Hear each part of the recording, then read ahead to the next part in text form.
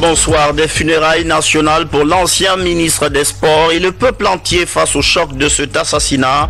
Kerno Aliou Diaoune a rejoint sa dernière demeure. Occupation anarchique des domaines publics, en particulier nargue la loi à Demodoula. Il poursuit ses travaux dans le lit d'un marigot.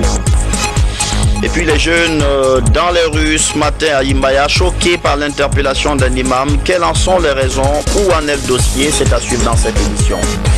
Les infos qu'il vous faut en 30 minutes. Bonsoir à tous. Tout d'abord, les funérailles de l'ancien ministre des Sports. Kerno Aliou Diaoune a rejoint ce matin sa dernière demeure. Des funérailles nationales et des témoignages poignants de ses œuvres. Il a été assassiné vendredi 6 février. Adi Kamara. De prévention des conflits. Un projet de prévention des conflits au Fouta, dans la région de la Moyenne-Guinée et dans la région de la Guinée forestière. Depuis vendredi 6 février aux environs de 22 h, cette voix s'est éteinte pour toujours. C'est la voix de Kerno Aliou Diaoune, ancien ministre de la Jeunesse et des Sports, actuel coordinateur du Fonds de consolidation de la paix des Nations Unies en Guinée. Il a été froidement abattu par une bande de gangs à bord de sa voiture.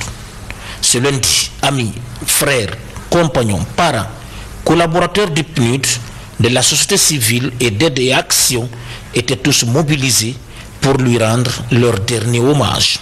Tu es parti sans me serrer dans tes bras, sans dire au revoir, sans nous faire des câlins. Ainsi, tu t'en vas en laissant derrière toi 2 veuves et 9 enfants dont je suis la deuxième. Nous remercions Allah de nous avoir donné un père comme toi. Tu pars ainsi retrouver tes compagnons de lutte pour l'égalité sociale.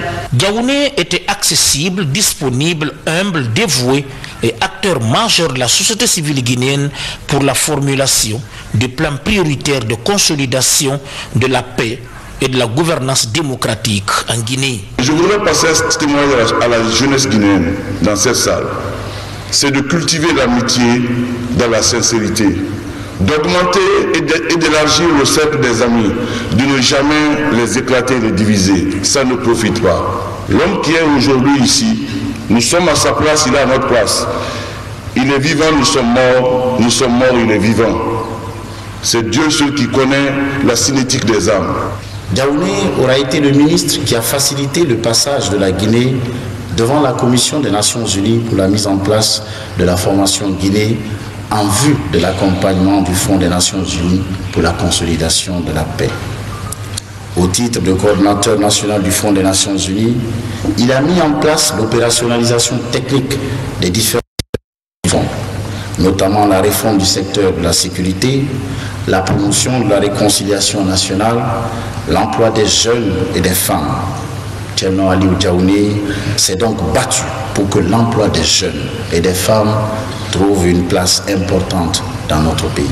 Même sentiment chez le Premier ministre Mohamed Seydou Fofana qui a côtoyé l'illustre disparu au cours des travaux du comité de pilotage sur le plan prioritaire de consolidation de la paix en Guinée. C'est une grande perte pour sa famille, mais aussi pour l'ensemble du peuple de Guinée. Il a toujours servi avec abnégation. Je l'ai connu au travers d'une activité qui lui était très chère, c'est la consolidation de la paix en Guinée, que j'ai l'honneur de présider le comité de pilotage et où il assurait le secrétariat en sa qualité de coordinateur du Fonds de consolidation de la paix. J'ai vu en lui un cadre compétent, un cadre qui aimait écouter les gens et travaillait toujours pour donner des idées qui ont permis un peu de temps à notre Guinée d'être une référence dans le domaine de la consolidation de la paix, non seulement par la qualité, le nombre de projets qu'on a pu mettre en chantier, que ce soit dans le domaine de l'emploi jeune, dans le domaine, n'est-ce pas, de la réconciliation nationale, dans le domaine, n'est-ce pas, de réforme du secteur de la sécurité, etc., etc., à telle enseigne que, comme on l'a dit ici, le système des Nations Unies l'avait souvent consulté pour ce qui concerne la mise en place du même schéma dans d'autres pays africains. C'est pourquoi à cet instant-ci, au nom du président de la République, le professeur Alpha Condé et l'ensemble du gouvernement, nous tenons à le rendre toutes nos condoléances à sa famille et aussi à l'ensemble du peuple de Guinée. Après les bénédictions formulées par le secrétaire général des affaires religieuses Eladj Abdoulaye Diassi, l'assistance s'est recueillie sur le corps de notre regretté Thierno Aliou Diaouni, que la Guinée et les Guinéens continueront à pleurer, paix à son âme. Amina, le ministre Diaouni a battu alors qu'il rentrait chez lui. La victime a eu le temps de bien servir son pays, la Guinée. C'est un grand esprit qui vient de s'éteindre. Il a contribué à la révolution du sport en Guinée.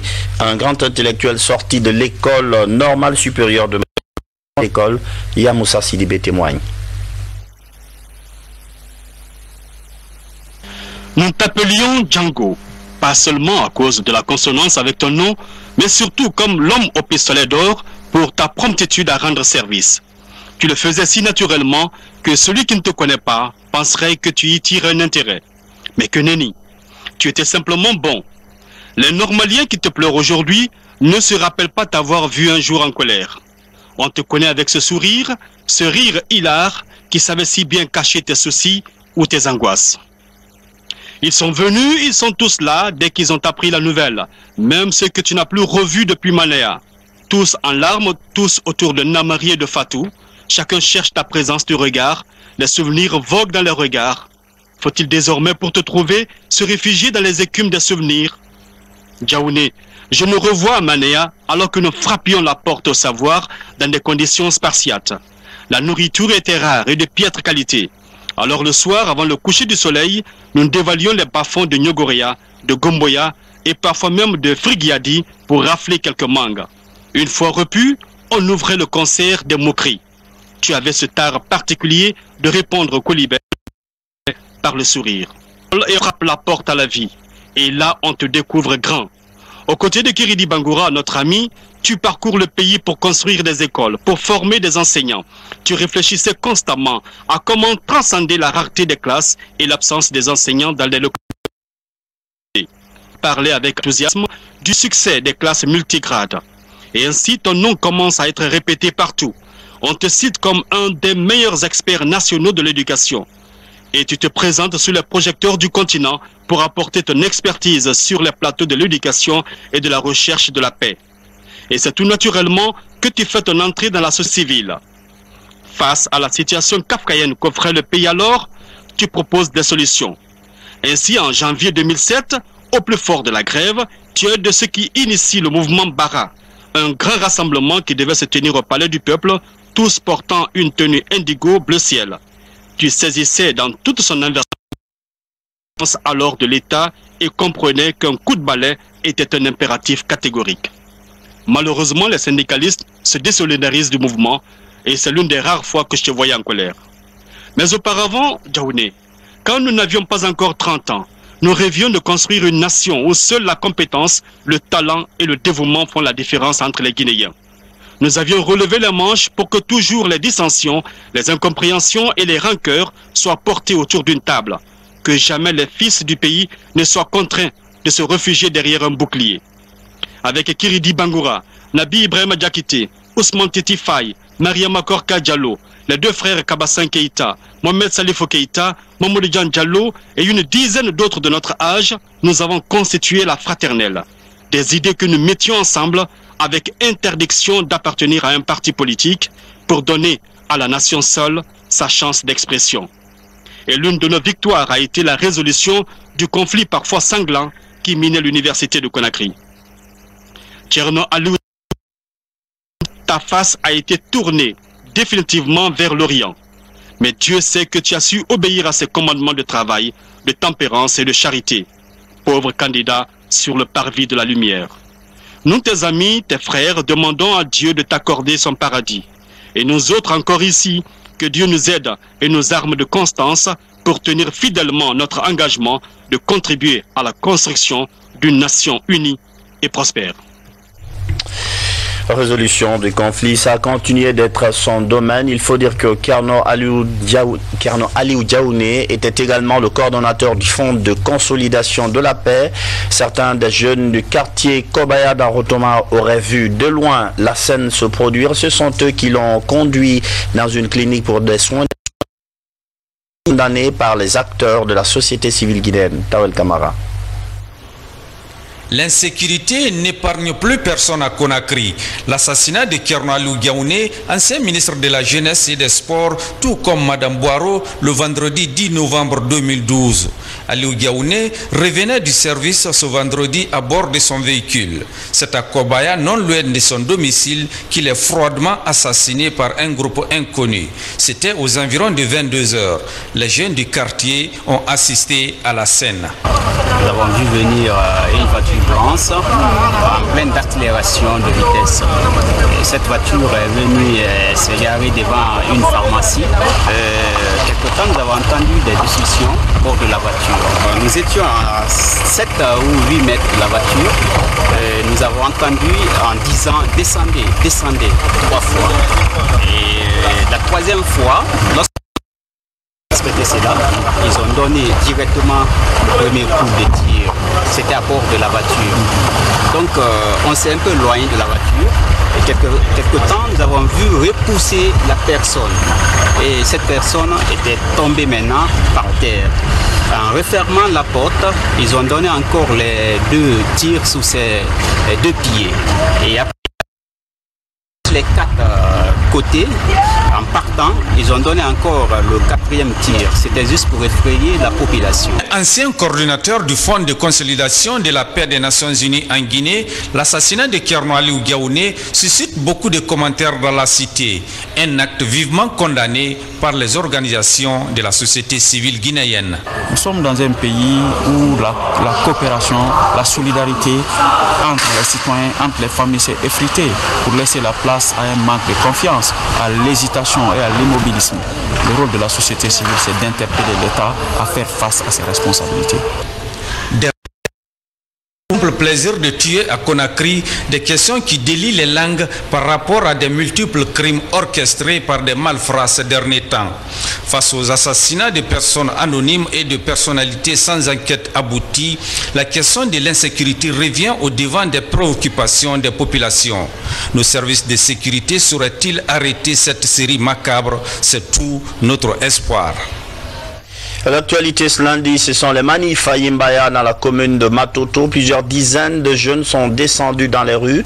Ils protestaient contre l'interpellation d'un imam. Selon des informations, ce dernier aurait dirigé des prières sur le corps d'un mort d'Ebola, exposant ainsi tout ce qui était présent à une possible contamination.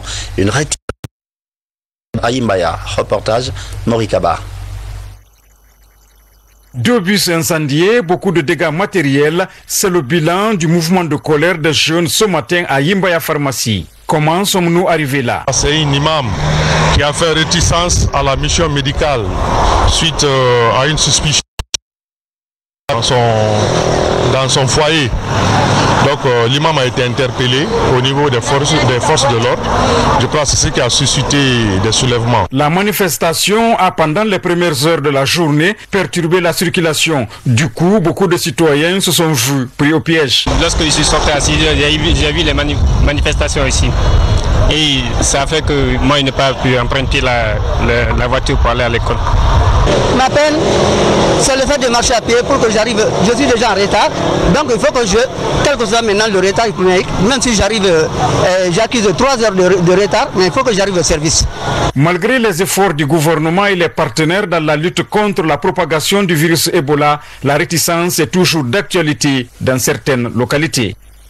Ce communiqué du bureau de presse de la présidence de la République, mesdames et messieurs les commissaires membres de l'institution nationale indépendante des droits humains sont convoqués en assemblée générale le mercredi 11 février 2014 à 10 h précises dans la salle des actes de l'Assemblée nationale au Palais du Peuple. L'ordre du jour porte sur la mise en place du bureau de l'institution. Aussi, la présence de tous est obligatoire.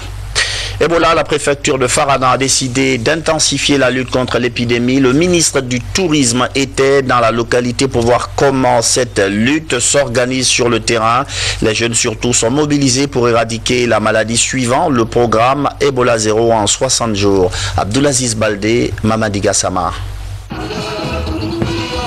0 Ebola en 2 mois. Cette phrase est au cœur des causeries à Farana. Pendant plusieurs jours, le ministre en charge du tourisme et les autorités préfectorales de Sankara échangent avec les populations sur les modes de transmission de ce virus mortel. Après Laya Sando, un district situé à 35 km de Farana. Ici, des réticences ont été enregistrées par les agents sanitaires, mais à la suite d'une longue campagne d'information et de sensibilisation, certains citoyens se sont portés volontaires à accompagner le gouvernement dans son combat. Ici, on n'a jamais vu ça avant. Bon, c'est maintenant on a vu une maladie, on n'a jamais vu ça avant. Bon, c'est maintenant on a vu la maladie et il est là.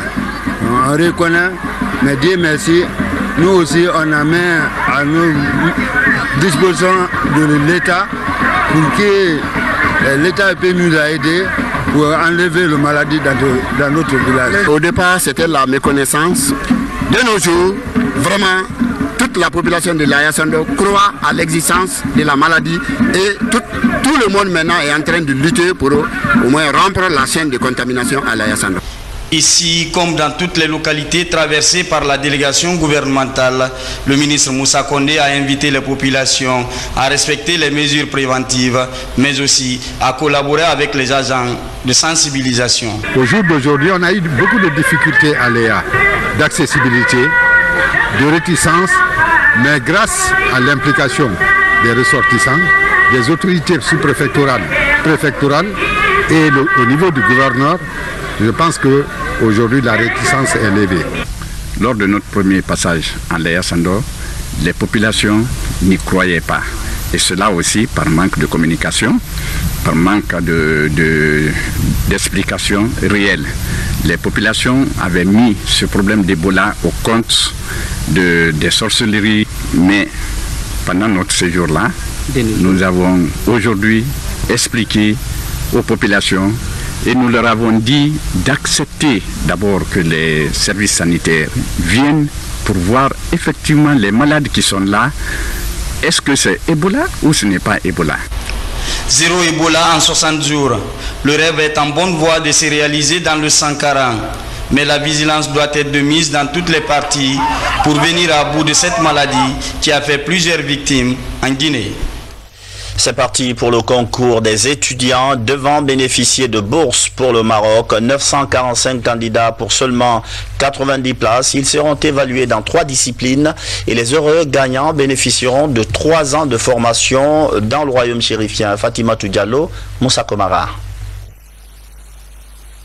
Ils sont au total 945 candidats au concours pour le recrutement des étudiants boursiers au Maroc. À l'issue de ce concours, 90 personnes seront retenues. Nous avons pris les dossiers, c'est l'enseignement technique, c'est le dossier de bac qui passe. Nous avons envoyé les dossiers au MIPU, le prix universitaire, le service examen du prix universitaire a dépouillé et nous a livré les vrais bacs. Parce que toujours vous ne savez pas sans savoir qu'il y a toujours des faux diplômes qui circulent. Donc ils ont réussi à décanter complètement et à mettre à notre disposition 945. Les candidats avec les profils sciences mathématiques et expérimentales sont les plus favoris. Une fois admis à ces tests, ils se rendront au Maroc pour suivre une formation en hôtellerie, tourisme, électricité et travaux publics. L'idée est de rendre plus compétitifs les jeunes Guinéens sur le marché du travail. Ces 90 jeunes viennent s'associer aux premiers 70 qui étaient déjà partis pour venir servir d'enseignants dans ces écoles-là qui sont des écoles de très haut niveau, qui vont être des références non seulement en Guinée mais également en Afrique de l'Ouest. Et donc ceux qui doivent enseigner à l'intérieur de ces écoles-là ont besoin d'une formation pointue, propre à leur permettre de s'adapter à l'évolution du marché du travail. Et donc ce sont les Marocains qui, dans le cadre de leur partenariat et de l'expertise qu'ils ont en matière de formation professionnelle, qui vont les former dans les meilleures écoles et les centres de formation du Maroc. L'Office de la formation professionnelle et de la promotion du travail du Maroc assure la formation pendant 3 ans. Au terme de leur formation, ces jeunes boursiers s'engagent à enseigner dans les écoles régionales des arts et métiers pendant 10 ans. Ce qui m'a motivé, c'est pour aller au Maroc suivre une formation pour venir servir mon pays. Ce concours, qui est à sa seconde phase, vise l'obtention de 200 formateurs pour une meilleure formation des artistes et techniciens guinéens. Et dans l'actualité encore, la lutte contre l'occupation anarchique des domaines publics, une lutte qui subit un peu de relâchement dans le quartier de Moudoula, dans la commune de Ratoma par exemple. Un particulier poursuit tranquillement sa construction dans le lit d'un cours d'eau. Il nargue la loi, un événement qui devrait interpeller les défenseurs de l'environnement. Mamadou Alpha Baldé. De la terre et du béton, en lieu et place de l'eau et des écosystèmes. Nous sommes à Demoudoula dans la commune de Ratoma. Ici, l'urbanisme est sans contrôle et les habitations poussent jusque dans le lit du seul marigot de la zone. Les riverains s'inquiètent des conséquences futures de cette pratique. Je suis là depuis 2004. Moi, quand je regarde le fleuve, avant même qu'on met le pont qui est là, avant qu'on met le pont là ici, la manière dont l'eau coulait aujourd'hui, là, quand la saison pluvieuse arrive, vraiment, l'eau n'a pas de route. Parce que ça déborde, ça monte en haut, même la route, même le goudron qu'on a fait, le pont même est insuffisant. L'eau même monte en haut du pont. Donc, mais c'est pas comment dire, mais les gens, au moins que moi je connais, là, tu as vu ma construction là-bas, vous avez été là-bas, l'eau montait jusqu'en haut, ça montait jusqu'à là. Mais maintenant, la construction, là, on a poussé, on a restreint. Donc, si ça vient, ça monte en haut, je ne sais pas comment ça va se finir. Mais... L'occupation anarchique des domaines publics maritimes est aujourd'hui en pleine expansion à Conakry. Les multiples dénonciations du ministère de l'Environnement ne parviennent pas encore à freiner le mouvement. De construction. Tout permis de construction doit être communiqué au ministère de l'Environnement pour avis. C'est pour éviter ce qui est là. Ça, non seulement il y a une partie d'un cours d'eau, mais il y a aussi une partie d'une zone humide. Je n'ai pas le droit de casser, je ne peux que montrer. L'occupation des domaines publics maritimes constitue aujourd'hui une menace pour plusieurs îles autour de Conakry à cause de la montée des eaux. Avec le changement climatique mondial, des hectares de zones côtières sont... La Direction générale des douanes organise du 12 au 14 février 2015 à Kindia la conférence annuelle des douanes sous la haute autorité du ministre délégué au budget. La conférence annuelle va examiner le bilan des activités de l'exercice 2014, les perspectives pour 2015, la répartition des quotas pour l'objectif budgétaire des recettes douanières de la loi des finances initiales 2015 et aussi des communications diverses sur le programme des réformes et de modernisation douanière. Des mesures d'allègement des taxes et impôts pour les secteurs du tourisme et de l'hôtellerie. Les professionnels poursuivent leur concertation. Il faut dire que ces deux secteurs ont été durement impactés par l'épidémie d'Ebola. Les chiffres d'affaires connaissent une baisse drastique et cette deuxième séance de travail est censée aboutir à des nouvelles plutôt bonnes. Ansouman Toumani Kamara. Cette deuxième rencontre a permis de faire une analyse approfondie du mémorandum soumis à l'administration fiscale guinéenne par les acteurs du tourisme et de l'hôtellerie. Ces mémos d'affaires de ce secteur économique et fait une proposition d'allègement des taxes et impôts de 2014. L'année 2014, marquée par l'épidémie d'Ebola, a fortement ralenti les activités dans ce secteur économique du pays. Il était question que le directeur voie les doléances, puisqu'ils nous ont demandé de faire un mémo, et le mémo a été déposé. C'est sur cette base-là que nous avons fait des discussions aujourd'hui. Je pense qu'ils seront vraiment sensibles à nous. Ils seront sensibles réellement de revoir, pour au moins nous soulager, sinon les 60% sont en train de fermer leur entité. Après des échanges fructueux, l'administration fiscale a salué cette démarche citoyenne de la Fédération patronale du tourisme et de l'hôtellerie. La Direction nationale des impôts a pris acte de leur demande et elle mettra tout en œuvre pour la transmettre à l'autorité, c'est-à-dire le ministère délégué au budget. Ce qui reste clair, c'est que aussi l'impôt est assis sur la richesse, sur les activités, sur le revenu, et sur la dépense. Alors si ces entreprises n'ont pas pu travailler conformément aux règles de l'art, je pense que le prélèvement fiscal aussi doit suivre les mêmes règles. Avec le recul timide mais certain de la maladie d'Ebola en Guinée, les activités touristiques et hôtelières promettent de bonnes perspectives pour 2015.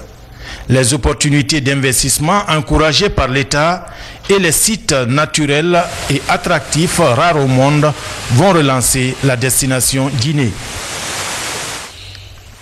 Les informations hors de chez nous, le scandale explose en Suisse, des révélations sur le secret bancaire, des ruses utilisées pour dissimuler de l'argent non déclaré. Entre 2005 et 2007, plusieurs milliards de dollars auraient transité sur des comptes à Genève, des comptes cachés derrière des structures offshore au Panama et dans les îles britanniques.